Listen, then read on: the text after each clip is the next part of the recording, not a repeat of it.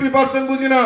আমি ত্রিপুরা রাজ্যে আমার কার্যকর্তাদের নিয়ে সংকল্প নিয়েছি, আমাদের এই রাজ্যে 3349টি বুথ রয়েছে, আর এই প্রত্যেকটা বুথে এবার পদ্ম ফুল ফুটিয়ে মোদিজিকে উপহার দেব, সেই সংকল্প নিয়েছি বন্ধুগণ। আর এই সংকল্প নেওয়ার পেছনে আপনারা হয়তো বলতে পারেন, দাদা আপনি প্রদেশ সভাপতি হিসেবে এত বড় চ্যালেঞ্জ আপনি কি করে নিয়েছেন? কারণ আমার আত্ম অহংকার রয়েছে, আত্মবিশ্বাস রয়েছে। আমার এই সারা রাজ্যে প্রায় 60,000-এর মতো আমার পৃষ্ঠপ্রমুখ ভাইয়েরা বোনেরা রয়েছে, বুথ প্রেসিডেন্টরা রয়েছেন, আমার এত দেবদুর্লভ কার্যকর্তা রয়েছে।